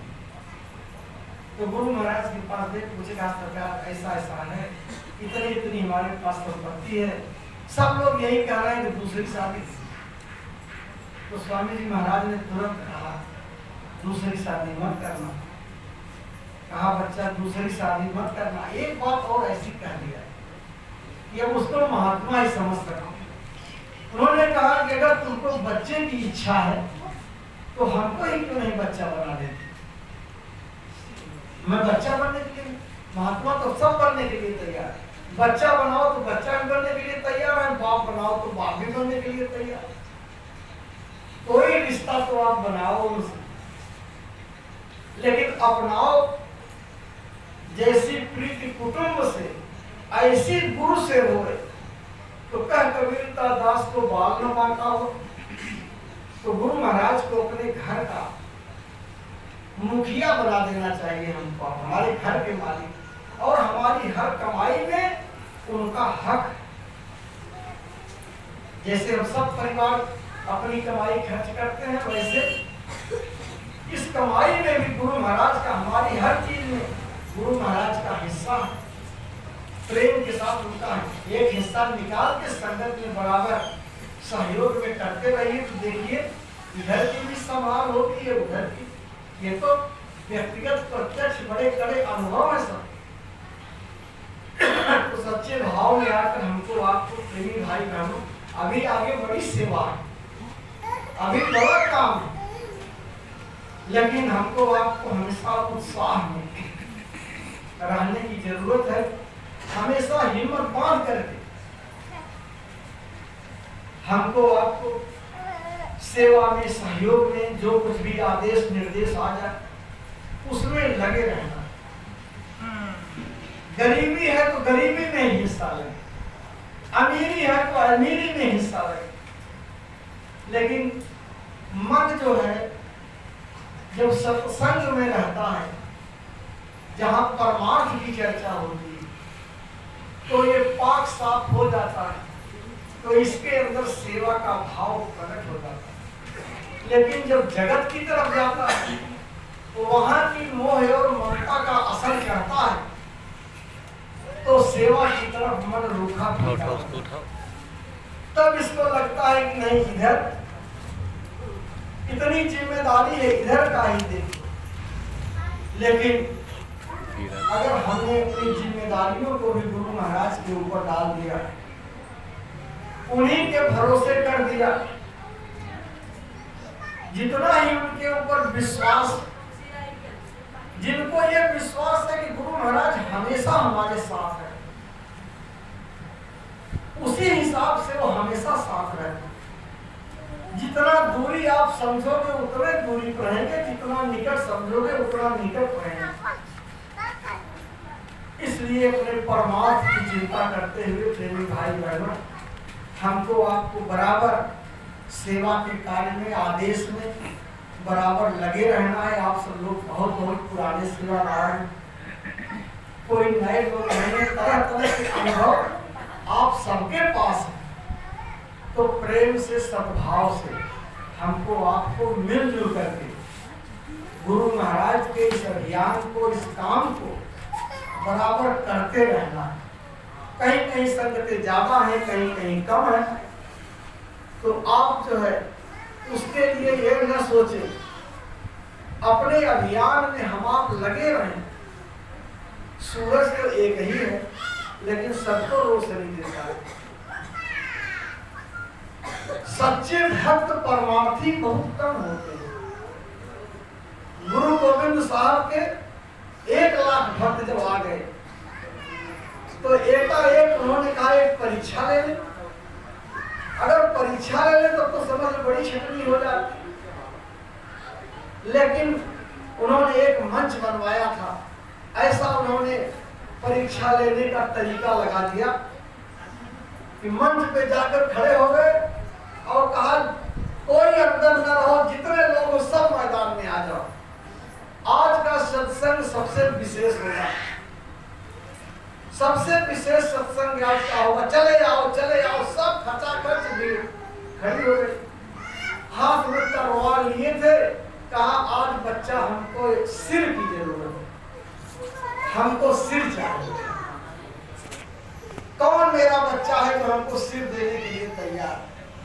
अब तलवार भांज रहे, अब अफरा तफरी मच गई, हड़कंप मच गया।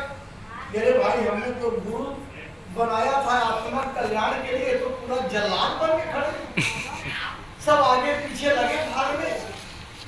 एक आदमी निकला उसमें से और चिल्लाते हुए सस्त्री ने कहा गुरु महाराज मेरा सिर जो है। उतनी बड़ी भीड़ में एक आदमी निकला, कहा कि आज सिर तैयार है, ले लीजिए, आपको अर्पित है। कहा बिल्कुल आओ। पकड़ के ले गए अंदर। अंदर पर्दा लगा था, कोई देख तो रहा नहीं था। लोगों ने यही सुना कि खच की आवाज हुई और पूरी तलवार लाल हो गई। लाल तलवार लेके निकले, कहा और चाहिए एक सिर हमको। अब तो सब भागना शुरू कर दिए। अरे तो वास्तव में काट दिया भाई, अरे इसने तो मार दिया, अरे बाप रे बाप, ऐसा गुरु नहीं चाहिए। अब सब सत्संग इतने दिन का सब खत्म हो गया, लेकिन तब भी एक आदमी निकला, कहा गुरु महाराज हम भी तैयार हैं। भाई वीरों से धरती खाली नहीं। कुछ लोगों के भाव जो हैं वो बड़े मजबूत रहते हैं। देखिए इमरजेंसी में जेल में नहीं चले गए प्रेमी, माताएं चली गई, छोटे छोटे बच्चे चले गए, जेल में बच्चे पैदा तक हुए। तो गुरु के जुनून में, गुरु महाराज की भक्ति के जुनून में बहुत बड़ा इतिहास पर 2 आया, तीसरा 5 तक आए, 5 तक। उसके बाद बहुत चिल्लाए, सब भाग गए मैदान से, एक भी तक दिखाई नहीं पड़ा। तो उसके बाद बुलाया, कहा अब सिर नहीं चाहिए, अब लौट आओ। अब सिर मांगने वाला काम खत्म हो गया, लौट आओ सब लोग, वापस आ जाओ, वापस। अब सत्संग शुरू होगा। तो भाई लौटे लोग चले, देखिए आप क्या कहते हैं। तो 5 को लेके निकले, 5 को लेके निकले। कहा ये मेरे पंच प्यारे हैं। तो इतने में लाखों की भीड़ में बताओ 5 ही मिले, और उनको हर तरह से उन्होंने कहा एक आदमी इसमें से 1.25 लाख आदमी का सामना कर सकता, 1.25 लाख से एक लड़ाऊं और चिड़ियन से मैं बाज लड़ाऊं, तब गोविंद सिंह नाम कहा। तो उस समय धर्म के ऊपर बहुत बड़ा संकट था और बहादुरी के बड़े बड़े इतिहास बने उस समय के। तो अगर ऐसी परीक्षा गुरु महाराज ले लिए होते तो पता नहीं मैदान साफ हो जाते। लेकिन हर तरह के हर युग की अलग अलग परीक्षा होती है, अलग अलग तरह के भक्ति का भाव का प्रदर्शन होता है। तो बिना त्याग का इतिहास बने कभी परिवर्तन नहीं होता। परिवर्तन, हर परिवर्तन के साथ बहुत बड़े त्याग का इतिहास भी जुड़ता है। ऐसी कठिन परिस्थितियों में भी आप सेवा दे रहे हो, इतनी बड़ी महंगाई है, सबका जीवन दुश्वार है, किसी को अट नहीं रहा। किसान बेचारे भी परेशान, उनके पास तो और कुछ नहीं है सब। लेकिन ऐसे में भी आप गुरु महाराज की सेवा दे रहे हो, बहुत बड़ी बात। और इसी आपके त्याग के कारण ही दुनिया बदले, यही त्याग का इतिहास बने। जिस परिस्थिति में प्रेमी जन सेवा देते हैं, और हमारे जिले में यही जो है, जो मक्का होता है, तो मक्का काट करके उसका सुखवा करके और लट्ठा उसका होता है, तो उसके यहाँ लट्ठा रखा हुआ है। तो सेवा लगी थी, गरीब सामान्य आदमी, और वो जो गुरु भाई था उसकी नई नई शादी हुई थी, एक ही महीने पहले बहू आई थी।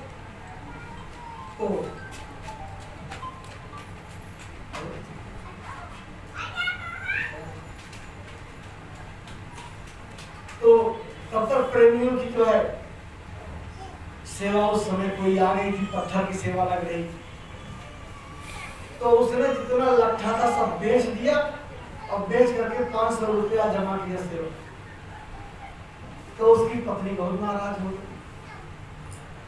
अब उसको उतना उठा नहीं, कहा ये बताओ कैसे तुम्हारे गुरु हैं कि लट्ठा बेच करके तुम उसका पैसा दे दिए सेवा। तो वो भी पूरा संकेत था, कहा हमारे गुरु ऐसे हैं, जरूरत पड़ेगी तुमको भी बेच देंगे। अब तो खैर वो लोग बड़े अच्छे परिवार में, कोई ऐसी बात नहीं, बड़े प्रेम से। लेकिन देखो, गरीब से गरीब हमारा गुरु भाई भी, और भाव उसके अच्छे हैं। एक आदमी महाराज जी से नाम लिया, महाराज जी से रास्ता लिया था, और पत्थर की सेवा 500 रुपए लगी है। तो उसके पास भी सत्संग में पहुंच के कहा, भाई तुम वो मजदूरी करता, मिस्त्री का लेबर था, उस समय लेबर आना 250 रुपए का। तो उससे भी लोगों ने कहा कि भाई 500 रुपए पत्थर की सेवा लगी, तुम दे पाओगे? कहा काहे नहीं देंगे। तो एक ठाकुर साहब थे, उनके यहाँ काम लगा था, कहा ठाकुर साहब हम आपके यहाँ लेबराना करेंगे, हमको 500 रुपया आधी जरूरत है। और उनसे 500 रुपया लेकर हम कल से आपके यहाँ काम पे आएंगे। नेट आपका ये में आ गया है। तो इन सेवाओं की कोई बराबरी कर सकता है? बंद करके चालू करना। ऐसे लोगों के भाव की कोई बराबरी कर सकता है? लाखों रुपया हम रखे हैं, उसमें से 1000-500 दे दिए, उसकी वैल्यू नहीं होती। लेकिन जिसकी वही रोजी रोटी है, फिर भी वो सेवा की अहमियत समझ रहा है कि भाई महापुरुषों के आदेश में अगर हमारी सेवा जा रही है, तो समझिए कि ये सेवा सीधे अनामी महाप्रभु ले रहे हैं, और वो इसके एवज में क्या कर दे, तो बड़े लोगों की बड़ी बात होती है, छोटे लोगों की छोटी बात होती है। एक राजा जा रहा था एक गांव में, तो उसके कुर्ते की बटन टूट गई। तो उसने कहा, भाई इस गांव में कोई दर्जी है? तो एक आदमी का हाथ दर्जी है, बुलाओ उसको, सुई धागा लेके आ जाए। तो दर्जी बेचारा हाँफता हुआ सुई धागा लेके आया, कहा देखो राजा साहब की बटन टूट गई, सही कर दो। तो बटन उसने सही कर दिया। तो राजा ने कहा कितना पैसा हो? अरे कहा महाराज कुछ नहीं लगा, क्या पैसा? अरे नहीं भाई तुम्हारी रोजी है, तो हम फ्री में क्यों कराएं, पैसा बताओ। तो थर कांपने लगा। एक बार सोचा 2 रुपया बता दे, फिर सोचा 2 रुपये में तो रीले ही आती है, कितना तागा हमने लगा दिया, आप क्या कहें। हाँ बेटा हमारा कुछ नहीं चाहिए, कहा नहीं, बताओ। कहा हम कुछ नहीं चाहिए, हम आपसे नहीं लेंगे। कहा बिना पैसा हम जा नहीं सकते। तो अंत में कह दिया अब जो आपकी मर्जी होगी। अपने को तो 2 रुपया ही ज्यादा समझ रहा, लेकिन जब राजा के ऊपर डाल दिया कि आप जो समझो, तो राजा को अपनी औकात देखेगा। जब हमको देना है तो हम तो अपने स्तर से देंगे। तो मंत्री से कहा 1000 रुपया दे दो, वो अपने स्तर से देगा। तो हम 10, 20, 50 अपने स्तर से गुरु महाराज को दे रहे, लेकिन गुरु महाराज अपने स्तर से देंगे। वो किसी का वो नहीं रखे, वो अपने जहां सबसे ज्यादा जरूरत होगी कि इसके लिए इसको क्या दिया जाए, तो वो तो आत्मा का उद्धार देखेंगे। नरकों से निकालो, 84 से निकालो, फिर इसको जो है भजन इसका करा दो, सब कैसे इसका असली काम बनेगा उसके लिए वो सोचने लगे। तो ये सेवा हम अपने मन से कुछ नहीं कर सकते, लेकिन सेवा अगर देगी तो गुरु फिर बड़ी भारी संभाल होती है। और वो छोटी सेवा में कितना बड़ा संकल्प अपना बना ले। जब 2003 के काफिले में एक रोटी मांगा था गुरु महाराज ने, एक रोटी हमको चाहिए। तमाम मुस्लिम महिलाएं भी एक रोटी लाइन से, और स्वामी महाराज अपने हाथ में लेते थे रोटी और देते थे। शाम को वो रोटी सारे भंडारों में बांटी जाती थी, सबको खिलाई जाती। काफिले के समापन के बाद गुरु महाराज ने कहा जिसने एक रोटी भी दिया है उसकी भी जीवात्मा नरकों में 84 में नहीं जाएगी। तो भाई छोटे चीज के लिए कितना बड़ा संकल्प बना दे। वो इतने बड़े सुप्रीम पावर हैं कि उनके आगे तो कोई, उनकी मौज मसलाहत में तो कोई दखल दे ही नहीं सकता। एक बार गुरु महाराज ने कहा कि तुम जय गुरुदेव नाम को क्या समझते हो? जय गुरुदेव नाम बोलने से ये ब्रह्म एवं पार ब्रह्म भी था हर काम, क्योंकि ये अनामी प्रभु का नाम है और सब उसके अंश है। तो जय गुरुदेव आप बोलते रहोगे तो बाबा का जमदूत भी भाग जाएंगे, वो भी आपके ऊपर हाथ गति नहीं लगाएंगे। तो ये उसका जलवा तो उधर देखने के मैंने यहाँ की जनता भले तो जो है उसकी कीमत को समझती होगी, लेकिन जो है ऊपर आप देखोगे कितना बड़ा जलवा है जय गुरुदेव नाम। ये वक्त का जगाया नाम, और जय गुरुदेव नाम का किसने प्रचार किया? स्वयं अनामी प्रभु ने। संत तो स्वयं अनामी प्रभु के अवतार होते, उसी ने जय गुरुदेव नाम का प्रचार किया। तो जय गुरुदेव नाम जो है अगर आप बोलोगे तो नया पास है, ये आपके पास अगर रहेगा तो टीटी जो है जब आता है कहता है टिकट, तो नया टिकट ही काम में आता है। अगर नया टिकट है तो ठीक है। अगर आप वो टिकट लिए हो, किसी टिकट पे हमारे पिताजी गए थे बरसात और घर में रखा है, चलो यही लेके हम भी चले जाए, तब तो आप पकड़ लिए जाओगे। ये नया टिकट है, अगर ये आपके पास रहेगा तो अंतर में तमाम प्रेमियों के अनुभव आए हैं कि बिल्कुल यमराज के यहाँ पहुंच गए, और वहां भी उन्होंने जो है, क्योंकि मन तो उसमें लिंग शरीर में भी तो मन रहता है, यही मन जो स्थूल शरीर में है यही मन लिंग शरीर में है। वो जय गुरुदेव वहां भी मन से बोलने लगे अंदर अंदर जय गुरुदेव जय गुरुदेव जय गुरुदेव। और वहां गुरु महाराज प्रकट हो गए, और उनके शरीर में इतना प्रकाश था कि उनके सामने यमराज के शरीर में जो प्रकाश था जैसे सूरज के सामने दिया जल रहा है, इतना बड़ा अंतर था। और सब जो है एकदम भयभीत। तो अपने जीव की अगर प्रेमी भाई बहनों, गुरु महाराज को यहाँ हमने अगर अपने घर का मेंबर बना लिया तो गुरु महाराज हर जगह हमको अपना बनाएंगे। इसमें कंजूसी मत, अपने घर का मेंबर उनको बनाइए। इस तरह से हर चीज में उनका हिस्सा रहेगा। हमारे अनाज में, खेती में, बाड़ी में, कमाई में, घर मकान में भी लोग गुरु महाराज का एक कमरा बनवा देते हैं, यहाँ गुरु महाराज का है। हर तरह से उनको जोड़ा जाए।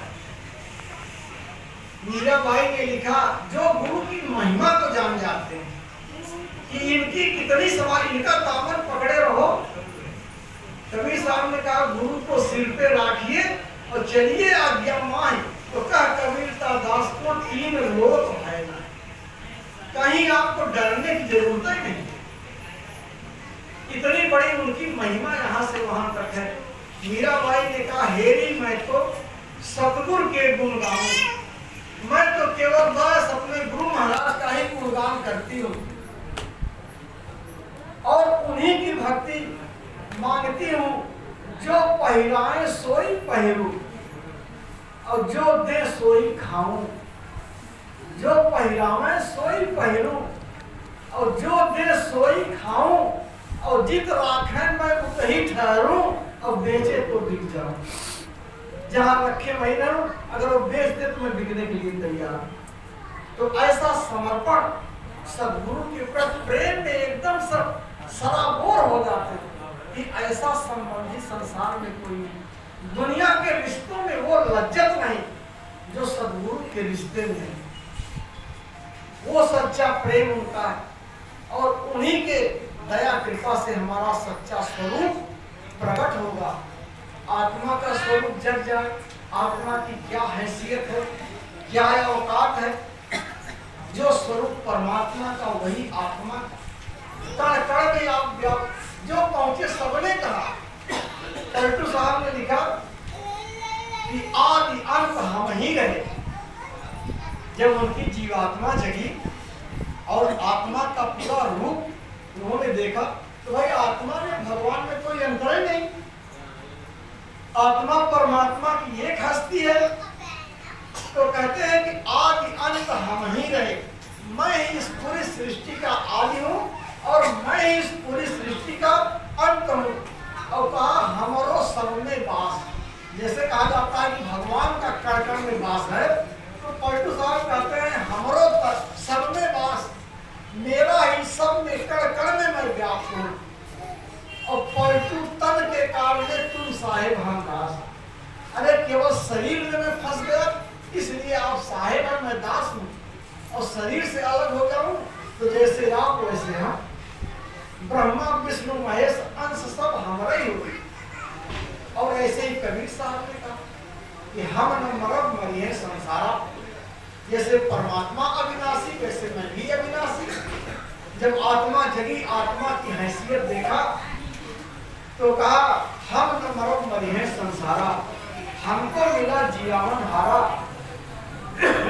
हरि मरी है तो हम हूँ मरी हैं, हरि न मरे हम काहे को मरी हैं। भगवान मरेंगे तभी मैं मरूंगा, अगर भगवान नहीं मरते तो मेरे मरने कोई सवाल ही नहीं करता। तो इस तरह से आत्मा की इतनी बड़ी हैसियत है।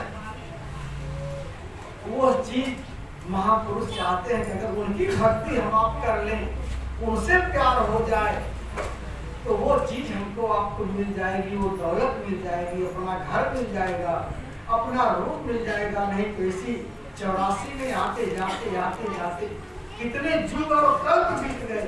लेकिन प्रेमी भाई बहनों, अब की बार मन में ये संकल्प बना लो कि ऐसा समर्थ अगर महापुरुष मिला है, अब की बार काम नहीं बना तो फिर नहीं बनेगा। इसलिए मन को समझा करके ध्यान भजन सुमिरन में भी हम और सेवा सहयोग में भी हर तरह का रास्ता खुला हुआ है। हम आप परमार्थ की कमाई कर सकते हैं और अपने जीवन को सफल बना सकते हैं। तो देखिए अब रात भी हो गई है, अब ज्यादा हम नहीं कहेंगे। 2 तारीख से कार्यक्रम लगा था, 3 तारीख से महाराज जी ने तो पहले यही कहा था कि 3, 4, 5 3 दिन का कार्यक्रम आप करके चले जाइए वालंबा से। 3 दिन का ही समय मिला था। बाद में फिर आप लोगों ने आग्रह किया तो महाराज जी ने कहा कि चले जाइए बम्बई भी और 4-5 दिन वहाँ भी रह लीजिए। बता दीजिए एक ही घंटा भी आप चले जाएंगे तो मथुरा ज्यादा लोग आएंगे। तो भाई वह बात में फिर कह दे रहा हूँ कि 11 से 15 तक का ये भंडारे का कार्यक्रम है। हम आप प्रेमी भाइयों को सबको आमंत्रित कर रहे हैं और नए लोगों को भी लिवा के चलिए। इसमें हर तरह का स्वामी जी महाराज अपने समय में भी एक बार कहे कि तुम निमंत्रण की इंतजारी मत करना, ये अगहन सुदी दसवीं यहाँ का अस्थायी कार्यक्रम है और बिना निमंत्रण के यहाँ बराबर आते रहना, ये तुम्हारा कार्यक्रम और यहाँ आओगे तो खाली हाथ कोई नहीं जाएगा। ये मत समझना कि दादा गुरु की मूर्ति है वो उसमें विराजमान है और 4 आने 8 आने 12 आने सबको लाभ मिलेगा, यहाँ से कोई खाली हाथ नहीं जाता। तो प्रेमी भाई बहनों, आप सब लोगों को विशेष निमंत्रण है, उस कार्यक्रम में आने के लिए आप लोग चलेंगे और तैयारी करेंगे, नए लोगों को भी ले चलेंगे। तो ये यहाँ का कार्यक्रम बम्बई का जो है 5 तारीख के बाद 6, 7, 8, 9, 10, 11, 12 ये आज अंतिम कार्यक्रम आप लोगों के बीच में हो रहा है। आप सब लोगों का दर्शन मिला, आप सब लोगों का प्रेम मिला, बहुत बड़ी अपार खुशी हमको भी महसूस हुई। और इतने कार्यक्रमों में, इतने दिनों में हमसे कोई भूल चूक, कोई गलती हुई हो तो आप सब बड़े हैं, आप सब हमको क्षमा करेंगे। हम तो केवल सेवा के ही भाव में आप सब लोगों के बीच में आए कि चलो एक सेवा करने का मौका मिला और आप सब भाइयों बहनों का दर्शन दीदार होगा। तो सब लोग एक परिवार हैं, एक परिवार के रूप में रहकर प्रेम और सद्भाव के साथ रह करके गुरु महाराज के इस अभियान को अंतिम चरण तक पहुंचाएंगे। और गुरु महाराज से आज हम ये निवेदन और प्रार्थना करते हैं कि ऐसी उनकी दया और कृपा बनी रहे कि हम लोगों का मन प्रेम बराबर उनके चरणों में आखिरी सांस तक लगा रहे। इन्हीं शब्दों के साथ आप सभी भाइयों का, माताओं बहनों का बार बार आभार व्यक्त करते हुए हम अपनी वाणी को विराम देंगे। अब हमारे संस्था के मंत्री माननीय श्री